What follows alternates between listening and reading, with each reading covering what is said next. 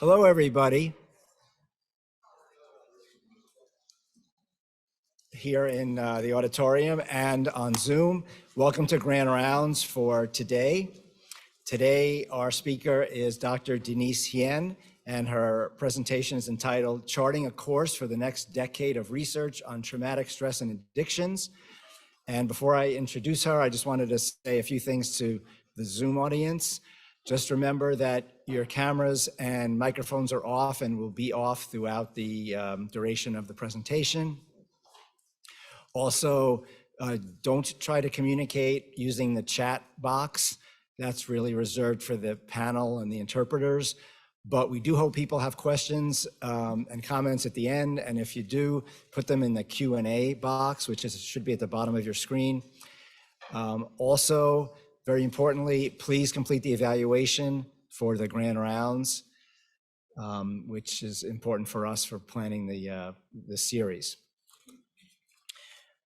And there will be a link to that evaluation on a slide at the end and at the chat box. And if you're here in the room, it should be, again, it'll be shown, and then there might be a QR code on the door on your way out. All right, so let's get to today's speaker. Really happy about this presentation today. Our speaker, as I said, is Dr. Denise Hien. Denise is currently Vice Provost for Research in the Chancellor Provost's Office at Rutgers University, the New Brunswick campus, where she also serves as Director and the Helen E. Cheney Endowed Chair in Alcohol Studies of the Center for Alcohol and Substance Abuse Studies. She's also a tenured professor in clinical psychology at the Graduate School of Applied and Professional Psychology at Rutgers. And she maintains longstanding adjunct appointments at the Columbia University College of Physicians and Surgeons, where she worked for a long time, and also at the Graduate Center of the City University of New York.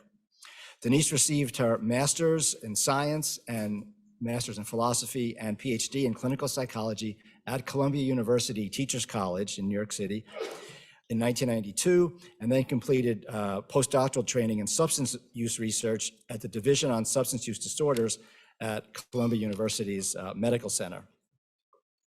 Over her career, she served on the doctoral and research faculties of Graduate School of Applied and Professional Studies, Psychology at Rutgers University, and again, the City University of New York Graduate Center, as well as Columbia University School of Social Work and the Derner School of Psychology at Adelphi University. And with each of those roles, she's had leadership positions in research administration and elsewhere in the academics there.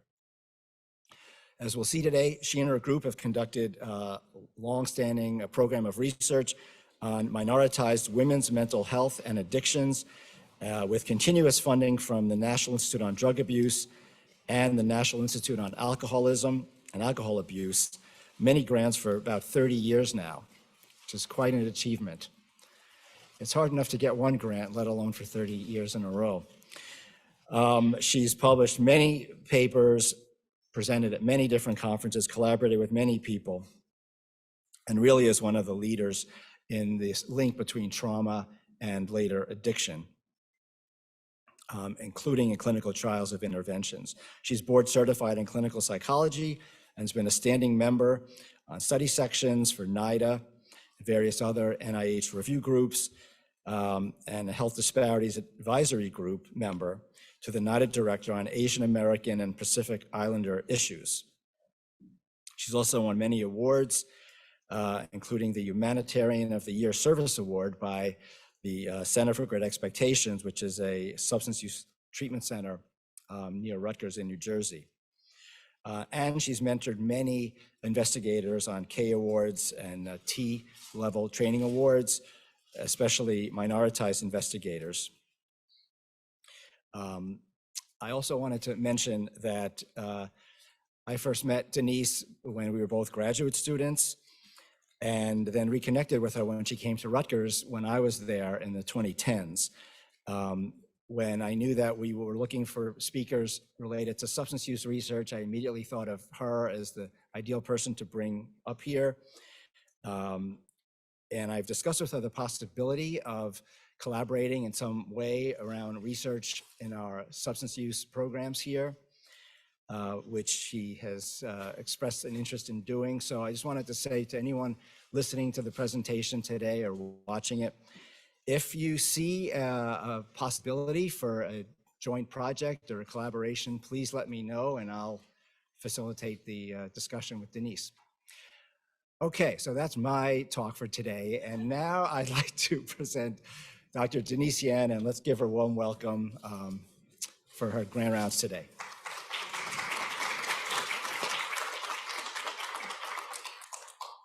Thank you so much, Steve. It's wonderful to be here and really have felt the hospitality of Rochester and the university folk, as well as the Strong Recovery Program that I was honored to get to meet many of the staff this morning.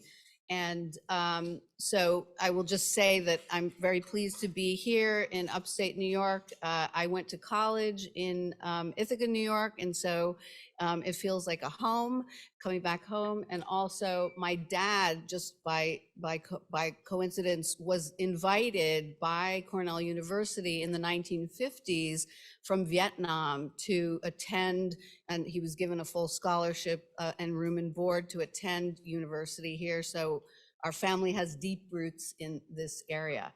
And so it's my pleasure to be talking today about my work. I think there's some, let's see if this is working. No, it's not advancing. So I'll have to give my talk by memory. No. Okay, here we go. I think this is learning objectives and the materials that you guys have to fill out for your accreditation statements. So I'm going to be, sharing lessons learned from my nearly 30 years of working in this space, and which predominantly has been in the New York City metropolitan area. So the clinical trials that I've done with over 1,000 participants, just to acknowledge, from urban, underrepresented, minoritized communities, have really been the focus of what I've been doing. And certainly early in my training, recognizing that there was a link between traumatic stress exposures and the development of substance use disorders. And so I'm going to be talking to you about the kinds of things I've learned from the work that I've done. I'm going to go quickly through my slides, and I will stop because I do want to leave plenty of time for Q&A. And so Steve is going to give me the 5-minute warning, but I will probably stop before, I may stop before I get through all of my slides. So if that's the case, I'm very happy to share the slides. So if anyone's interested in them, they can reach out to whomever, to maybe Mary Lee, who organized this symposium for me. I also want to do a land acknowledgement, and that's that Rutgers University, where we do our scholarship and research, stands on land that is the ancestral territory of the Lenape people. We pay respect to Indigenous people throughout the Lenape diaspora, past, present, and future, and honor all those who've been historically and systematically disenfranchised. We also acknowledge that New York, New Jersey, and the United States as a nation was founded upon the exclusions and erasures of Indigenous peoples. And so with that, I will move into talking about the lived experience of people that I have had the honor to work with and do research with throughout the course of my career, and whose experiences and generosity of sharing their stories with us and sharing their experiences of being research participants with us have led us to be able to move ourselves forward in the field. But what it feels like, I know it ravages my life, but when I'm high, I don't have to feel it, the trauma, in my body, in my soul. I can disappear. A few hours, a few days, a few weeks, a break from those relentless memories. Another participant, well, at least I know exactly how I will feel when I use. Good, bad, or ugly. Otherwise, I'm all over the place. And so those are some of the words of clients, or clients like the ones that we have worked with in our research projects who can really express their experiences. So I've broken up this talk into 3 chapters. The first, I will focus on comorbidity and consequences and kind of give you epidemiology and the landscape of the field as it stands. Then I want to move in to talk about what we know in terms of the science of integrating PTSD and substance use care, because we've learned a lot in the last 30 years, I'm happy to say, and I would say we have some good guideposts for people in terms of what we should really be doing to provide the best care for our patients who have these kinds of issues. And finally, I want to talk a little bit about applying an integrative treatment framework. There we go, chapter 1. So this is a slide that none of you will find surprising, and particularly those who, I visited today who work with individuals. We know about the opioid epidemic. It certainly hit New York State, and our nation hugely. 94,000 people have died from drug overdoses in the last, up to 2020. Obviously the highest rates of overdose deaths, in the world. And I do want to mention the fact that even though we've known about the epidemic and it's been, sort of in our news and in our awareness more recently, this is not anything new. That people that have been running methadone programs for 30 years know very well that opioid use has been an epidemic for particular populations, usually our African American and other minoritized populations. But the attention, has come because rates of whites dying from opioid epidemics has been increasing due to the prescription pain medication, what's happening with prescription pain meds and diversion. But now what we're seeing is that African Americans are actually outpacing whites in opioid involved overdose deaths. So you see this line are the white participants, and we see that there's still higher rates of death more recently. But what we see here, which is very concerning, is the steep increase in the curve for African American deaths. And so that just suggests that what we're dealing with is an ongoing epidemic. And we know that many other substances like the synthetics, fentanyl, and those cocaine, co-occurring opioid and cocaine use are also leading to deaths. But in addition to death, I think beyond mortality, we also, I'm going to move past this one. We also need to recognize how many individuals meet criteria for substance use disorders in the US. And the DSM-5 has really moved away from abuse and dependence nosology and now consists of 11 symptoms across 4 domains, as you can see here: impaired control, social problems, risky use, and physical dependence. And across those, we can determine severity levels from mild to severe. So it allows us to give a broader picture, less categorical, of the kinds of issues that we face, in terms of our substance use. And what we see is that sorry, I'm missing a slide in your presentation. Something's happening with my presentation. Okay, I'm going to show you this. So we have 20 million adults who have substance use issues, but only 3.8 million are receiving any type of treatment. And they're not seeking treatment for a number of different reasons. Interestingly, and not surprisingly, about close to half, 40%, are not seeking treatment because they're not ready to stop.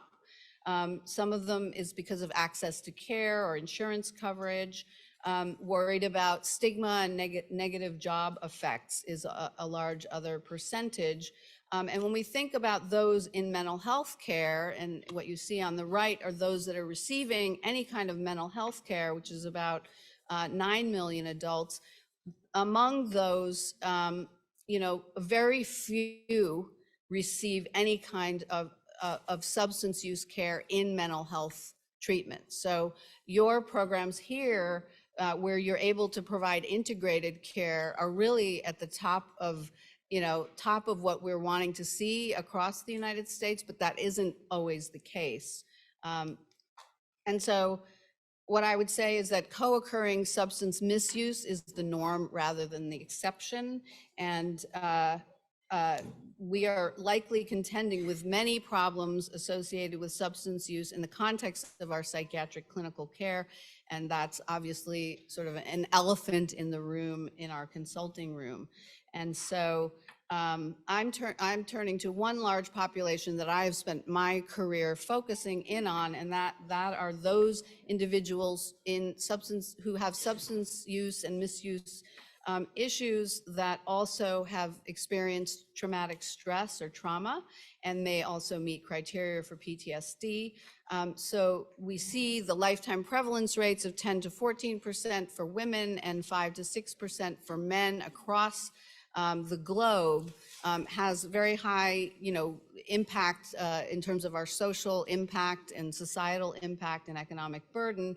And I'm not going to go into all the details of what constitutes a post-traumatic stress disorder, but I will say that it wasn't until the 1980s, late in 1980s with DSM-3R, which was around the time that I was doing my postdoc, so I'm dating myself, but when we were even able to diagnose PTSD for women who had been exposed to any kind of sexual assault or abuse. But prior to that, the diagnosis was almost exclusively used for disaster survivors or combat, individuals who've been in combat or war. But that since the late 80s, there was sort of a real explosion in the number of studies that allowed us to look at what was going on in our urban communities and in our communities across the globe, and to give the diagnosis to those who were suffering from PTSD, but weren't really able to receive any care because they didn't carry a diagnosis. So this is where having a diagnosis can be very helpful, even though, of course, we know that diagnoses can also be stigmatizing. So in terms of the criteria, we see a number of features: negative alterations in mood, alterations in arousal and reactivity, avoidance behavior, and of course, substance use is a very effective method for avoiding many of the symptoms of traumatic stress. And so we'll talk about that in the next slide. So what I want to show here is that no matter how you slice it, and this is over decades of epidemiology studies in drug treatment programs where we look at trauma and PTSD rates in individuals who present for drug treatment. If we look in mental health populations where we evaluate and ask about their substance use, if we do epidemiology studies that are national studies, if we do smaller scale trials across the board, what we see is that the rates of substance use in individuals with PTSD hovers around 40%. And on the flip side, for those with a lifetime prevalence of PTSD, 14 to 60% have a lifetime substance use disorder. And that's not including if we think in that more DSM-5 broader spectrum of substance use and misuse. But we know that people with who are 6 times more likely to develop an alcohol use disorder if they have post-traumatic stress disorder, and on the flip side, 2.5 times more likely to develop a substance use disorder if they carry a diagnosis of PTSD.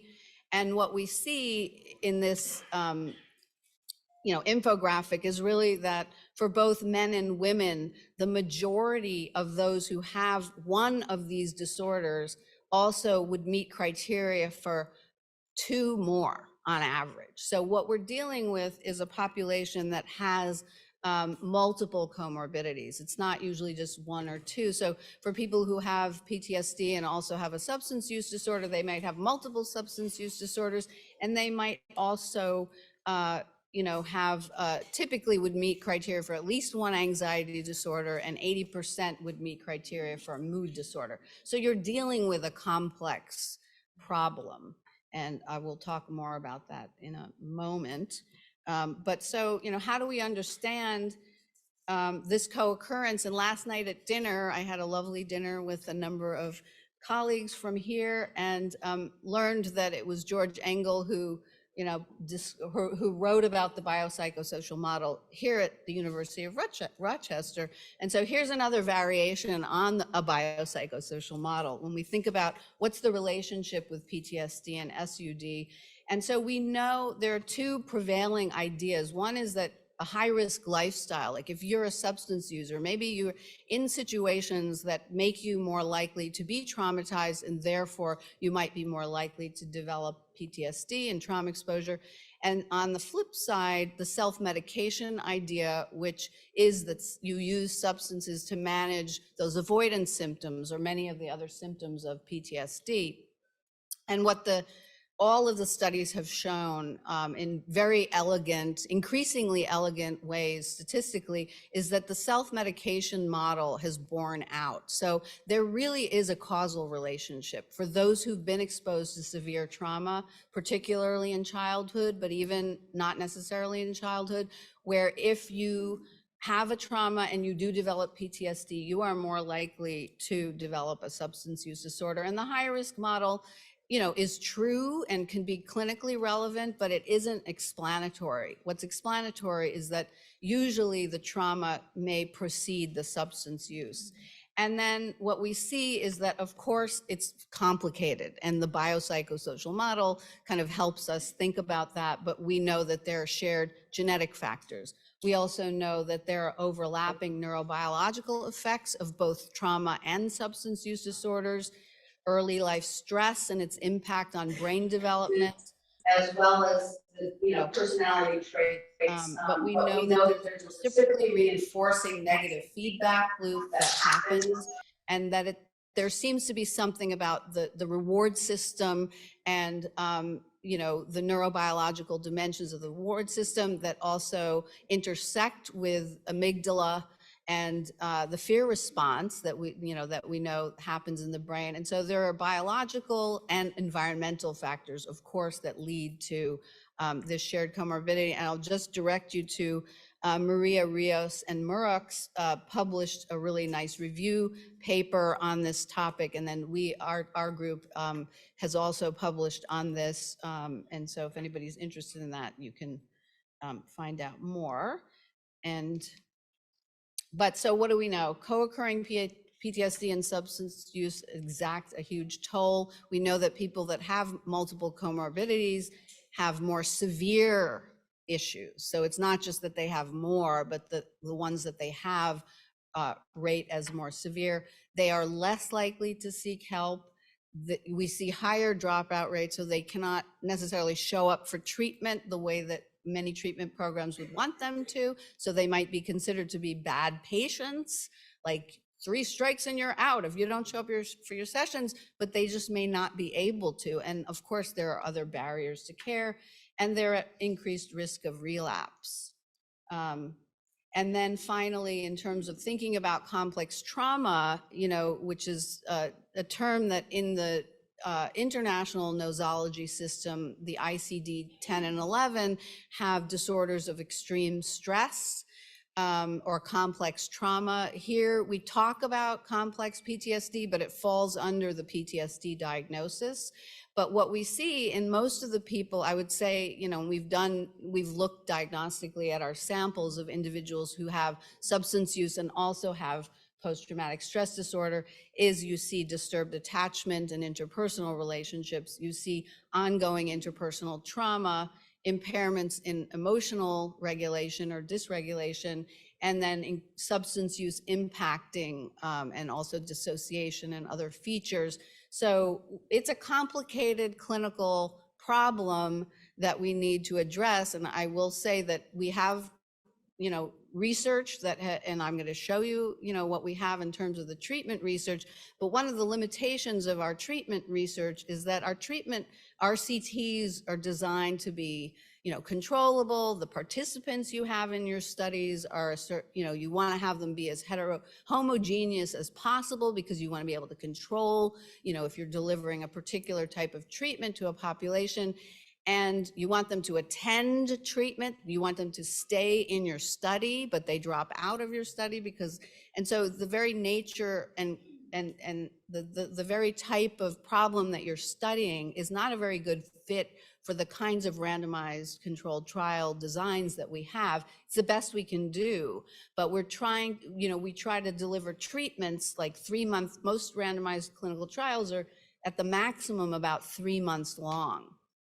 And so you think about a person and their life, and you're giving them a treatment, a couple times a week, and they show up to 1 time a week, or 50% of people, I mean, in clinical trials in general, in addiction treatment, people show up to about 50% of the sessions that you're trying to give them. So they're getting half the dose of what you'd like to give them. So I always think it's a miracle that you can actually show any finding at all. And I see these trials as like a signal, like a beacon in the dark, but like a lighthouse that's kind of shining, come in this direction.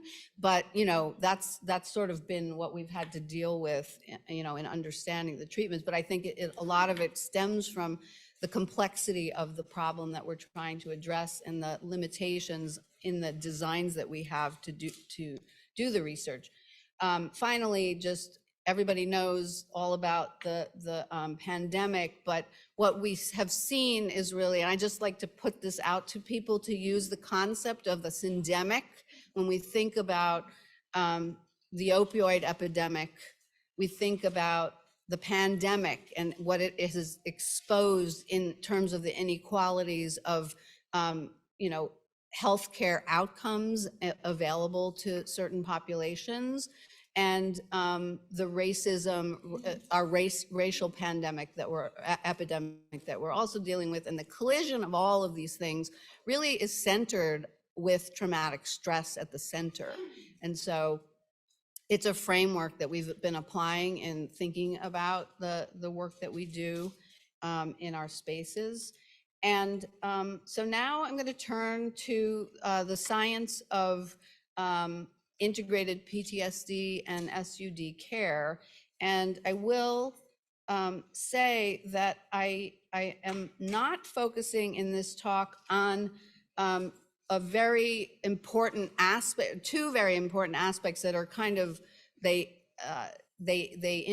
parallel universes to the universe of PTSD and substance use care, and that's focusing on intimate partner violence and substance use, which is a very large area that has not sort of focused in on the diagnosis of PTSD per se, but it's a whole separate line of findings and studies and interventions that focus in on IPV and SUD. And so there's some great work being done all around. And I know at Strong Recovery, there's an IPV specialist who's working specifically with individuals, or more than one, with individuals who have substance use disorders and families and children. So that's a hugely important area. I'm not specifically focusing on that area. And then the other thing I would say is that in terms of trauma-informed care, we all hear about the importance of trauma-informed care, and it's really important.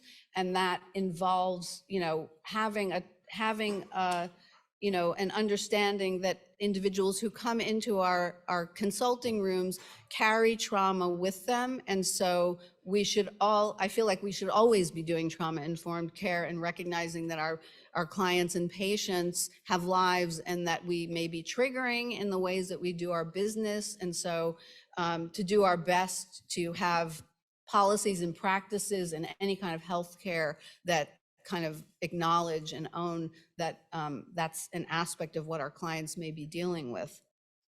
There we go. So PTSD treatment, a phase-based approach is key. And so we have a number of different phases, and I'm just going to briefly say that, since Judith Herman wrote her seminal book in the early 90s, Trauma and Recovery, which if you haven't read it, I would say you should, it's a really good read, and it's full of clinical, incredible wisdom. But she sort of outlined the idea that there are three phases of recovery from trauma. And, the first phase, it seems kind of obvious also, but, is a stabilization phase. And a second phase is a processing phase. So when we first started doing this work, we really followed that model. And the idea of stabilization is interventions that help with skills training, coping strategies, do not unearth trauma or the trauma memory, but really focus in on helping the person in acute crisis to get stable before you do anything else. So there are a number of models and approaches that were developed for a stabilization kind of approach to treatment. And then the second phase, if you were following a linear model, would be to do processing. And the processing phase is really to delve more deeply into the trauma material and look at the different kinds of interventions that could help us with these kinds of models. And what we've found is that in the field, previous to our beginning to do work and more people being able to have clinical trials showing that we could do treatments for those who had post-traumatic stress or trauma disorders who were also in early recovery or not even in recovery, we're just coming in for drug treatment. But the belief was that sequential care was necessary and you couldn't do any of these things until the person was abstinent.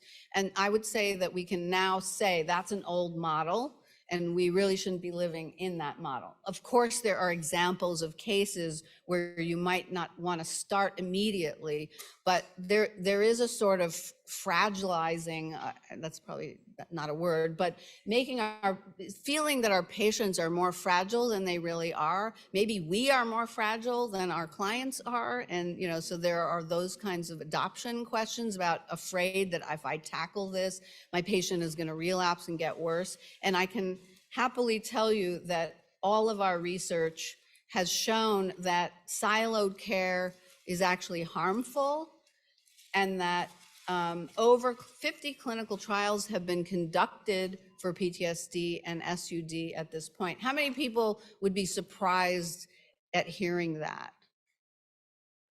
Well, I was very surprised at hearing that when we actually started looking at, well, how many clinical trials have been done and what, have we found? And the fact is that concurrent PTSD care is safe and effective for those who have PTSD and substance use, without question, across all of these clinical trials. I mean, of course, maybe some participants relapse, but across trials, we have not seen any kind of significant serious adverse events coming from the treatments that have been delivered, which I'm going to tell you about in these different treatment models.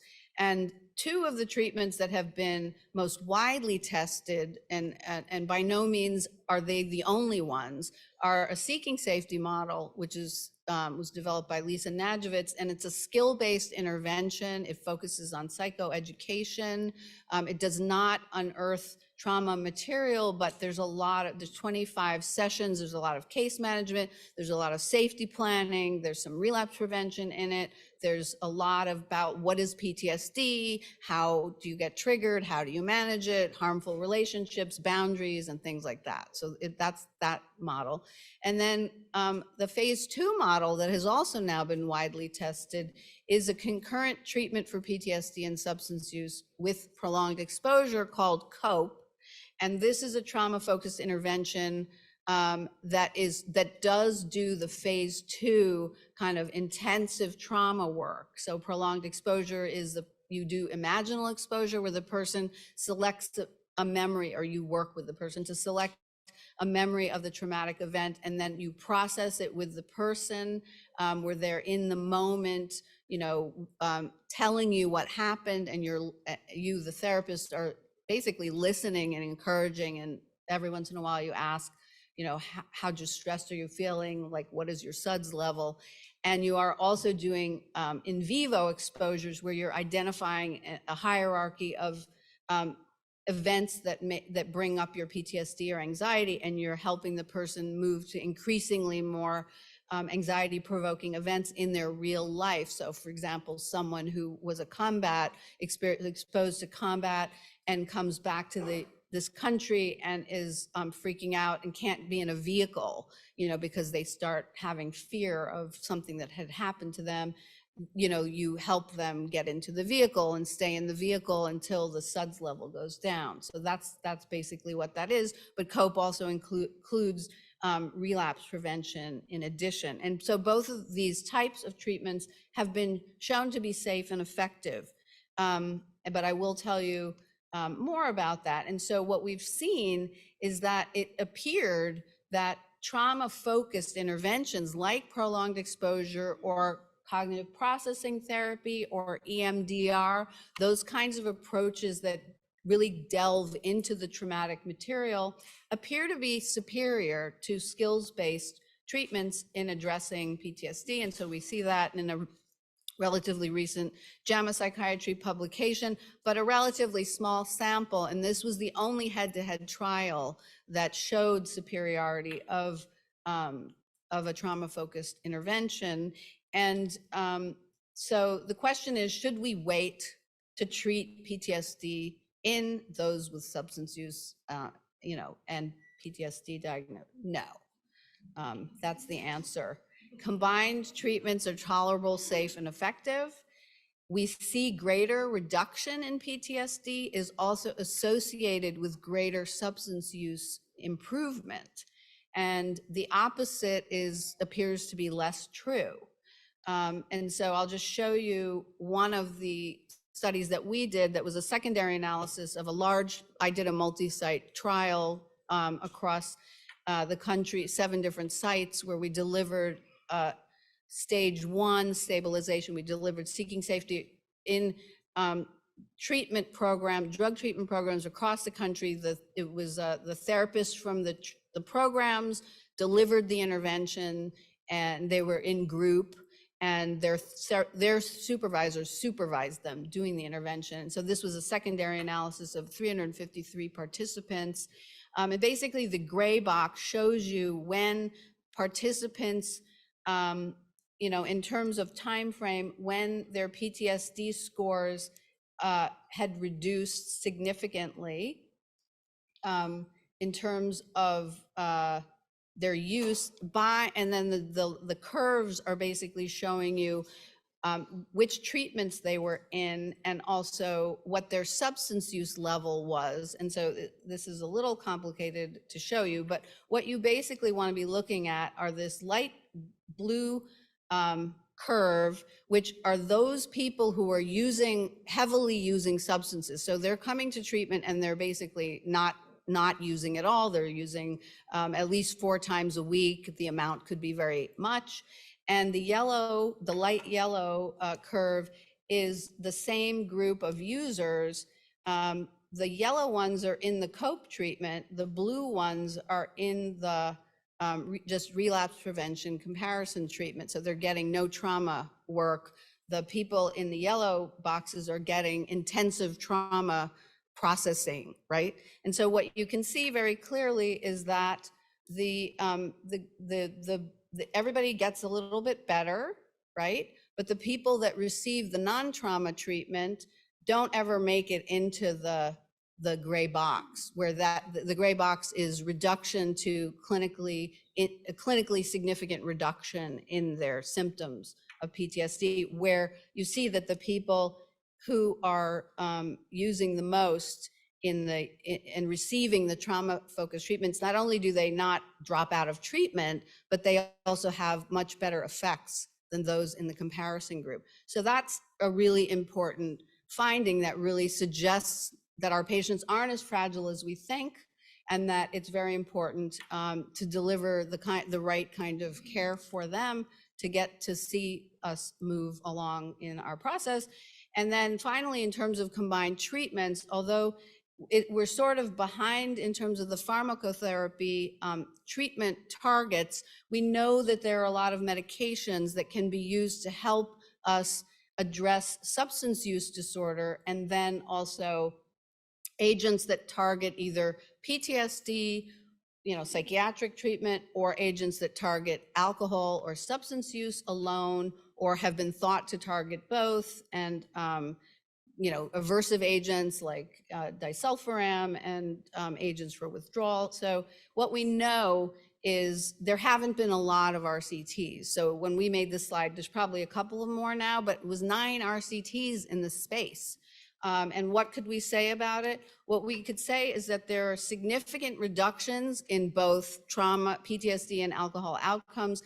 There is no evidence that indicates that medications that could be prescribed for one disorder, that were sort of indicated for one disorder, could not be used in a comorbid population. So there were no serious adverse events. None of these agents, like sertraline, acamprosate, naltrexone, IM naltrexone, they could all be used, but do we know what the best practices are? No.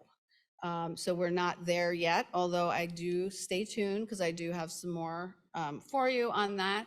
And so still, and what we were speaking to before is that our effect sizes have been small in all of these RCTs, even though across the 50, they've mostly focused on impacting PTSD. There's been, high dropout rates that I spoke to, and spotty uptick. So that's the thing of like, I think community treatment programs still don't know exactly what should we be doing, and are doing their best in the lack of definitive science. And so we had a solution to that, which was to use data science to help us move the field forward. And so Project Harmony is the latest,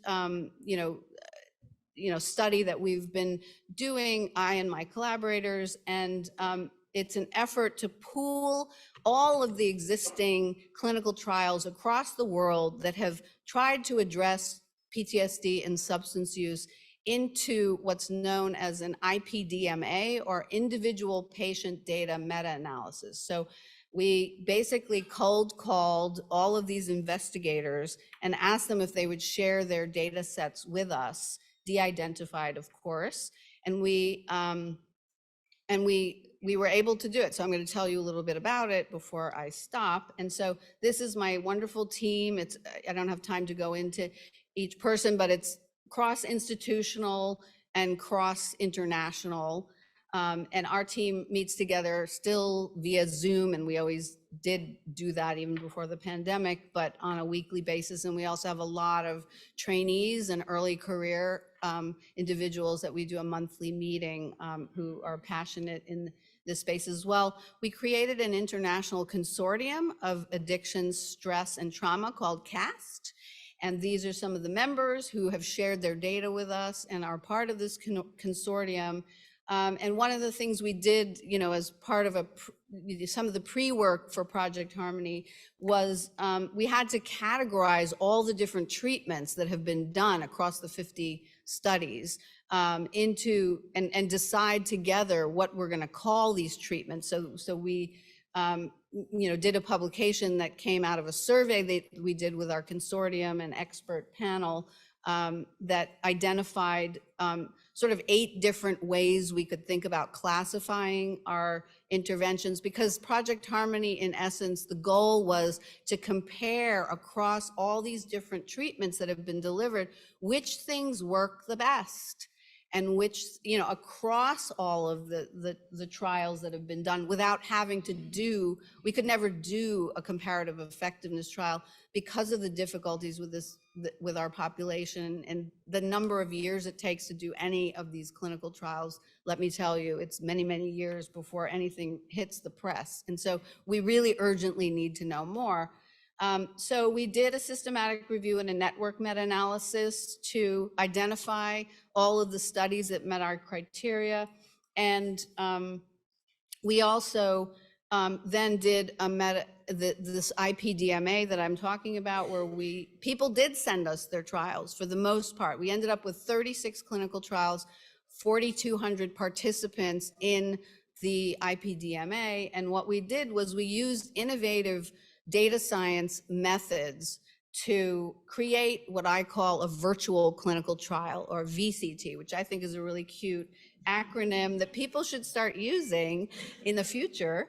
But we're using a bunch of different methods to help us kind of normalize across all of these trials. So propensity score weighting is kind of like a Uber covariate thing that we do to sort of make sure that the differences in all of these different samples and the participants are kind of balanced. And then we harmonize all the data because, of course, across different trials, different outcome measures were used. So how do you compare if one person used timeline follow back and another person used the addiction severity index? Well, we harmonized so that we could look across these. And then we also categorized so that we had 8 different categories, and the comparator was treatment as usual, which was a behavioral, what happens in the community without a manual. And so we did all that. And I'm happy to say that the primary outcome paper was just published. And by the way, anyone looking for a CME credit, the American Journal of Psychiatry selected this to be one of the ones that you can do online and get a credit. So it's a good read. But so that paper, that's our outcome. And just very briefly to say, you know, because this is like the drum roll, what is the outcome of this paper? So the good thing, you see a lot of green. So we have the PTSD outcome. It was at end of treatment and estimated 12 months, because not all studies have the same endpoints either. So that's another harmonizing thing you have to do.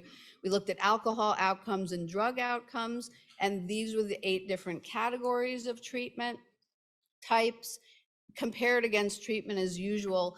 And basically what we found is, the good news is that everybody got better, and so we say there are no wrong doors, but some doors are better than others. And what we saw, which was really a kind of like really surprising, you know, this came out of, you know, really highlighted, was that trauma-focused treatments, so those stage 2 treatments combined with an alcohol targeting medication, had very large effect sizes and direct effects on PTSD and also on alcohol outcomes. Trauma-focused treatments of any kind, whether they were integrated, meaning they were something like COPE that also had relapse prevention, or they were just straight up PE or CPT or EMDR, were also very good. And integrated treatments were good too. Alcohol targeting meds were really good. And even placebo was good. So everything in the green, we're seeing very significant effects across the board in both domains.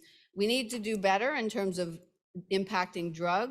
And I think that probably the analyses that we do that will look at the impact of reducing PTSD has a downstream effect on impacting drug outcomes. I'm predicting that we're going to see that, although I don't have the data on that yet.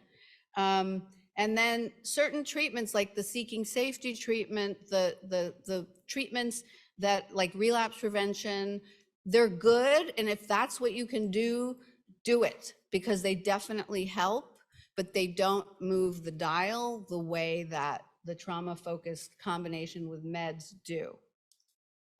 So I'm being given the hook in a minute. So I'm just going to say that, you know, in terms of patient and provider questions in the real world, we still have lots of questions like, what does success look like? What if I'm still using? What kind of therapy is right for me? What do I do if my patient gets worse? And do we have different outcomes by gender or cultural identity? And the answer is, we do recommend an integrative treatment framework. There are lots of things that we can do in the space of assessment, motivational interviewing. We definitely want to do harm reduction. We want to engage and focus on the therapeutic alliance, and we want to do skills training, and we want to also do trauma processing. So I'm just going to jump us to the last slide, because I want to acknowledge appreciation. There's a little, yeah. So the conclusion, I've already told you my conclusions. I think that we can do it. We should be doing it. It's really not a good idea not to be doing it. And that we might be able to talk about some of these things. I appreciate all of my collaborators and all of our participants and you for being here listening to me. And I'm just going to finish with the words of one of our clients, words of hope. This was someone who, if you heard her story, you would feel that this is a hopeless case of somebody with very severe crack and opioid issues, terrible trauma, and Latinx woman, multi-trauma. This is a poem that she wrote. Multi-trauma survivor heals to find wedded bliss. Healing universe applauds, you are next. I'm a new house. I've come out of thick, tough hide, swearing by the rock I rubbed against to be tender again, able to receive and give love from my most vulnerable, healed self, appreciating freshly discovered beauty from its fearless depths of honesty, feeling peace out of the gratitude of being accepted as is by the universe, myself, and the reflection in the eyes that behold me. I believed it for me, believe it for you. Thank you.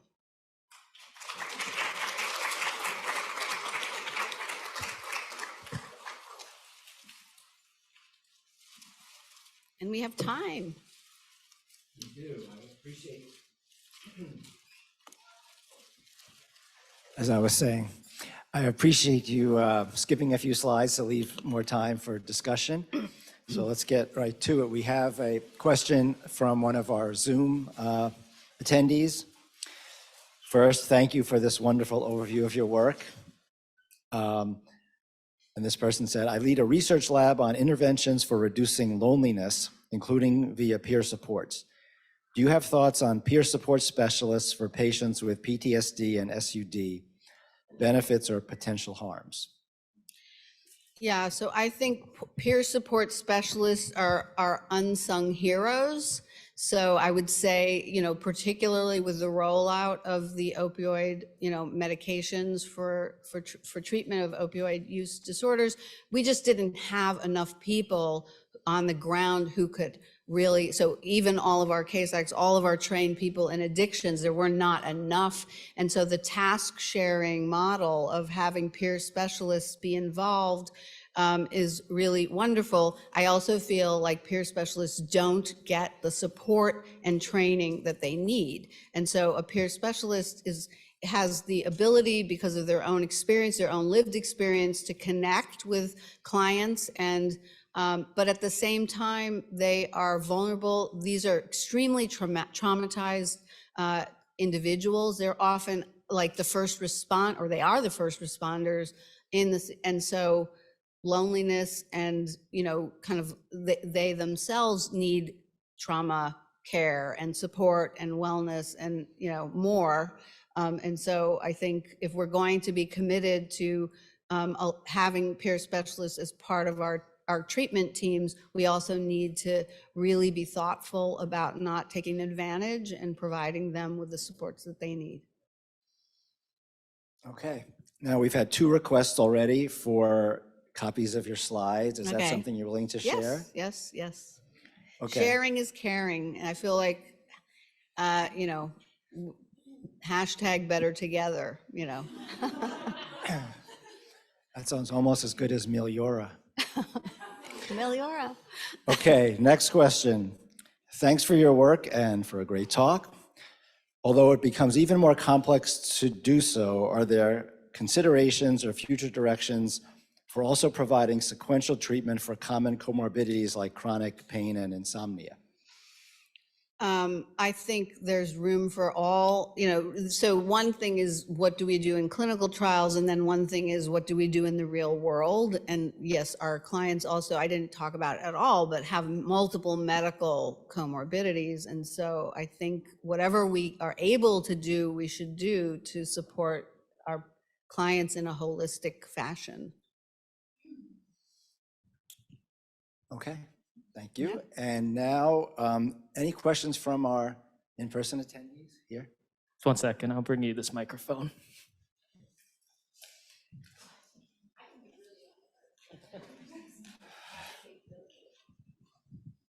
Hello. So you alluded to this a couple of times, sort of sometimes the reticence of people to engage in program. You talked about like 41% of people maybe are hesitant to enter SUD treatment because they're not ready to stop using. I expect someone, I'm less, have less experience with post-traumatic stress, but I expect the concern about how they might feel uncomfortable before they're comfortable might also preclude someone, especially with dual diagnosis, to potentially get engaged. How much of the work around treating this with that double arm is really about trying to get people in the door in the first place? I mean, we can motivationally interview and work towards some of those engagement techniques when someone hits our doors, but I guess what's the work maybe further upstream to get this population engaged?